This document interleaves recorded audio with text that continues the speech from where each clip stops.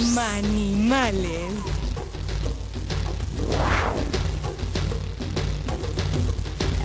Eran animales que poblaban las tierras y las aguas, pero se extinguieron hace millones de años. Algunos medían 30 metros, otros medio metro.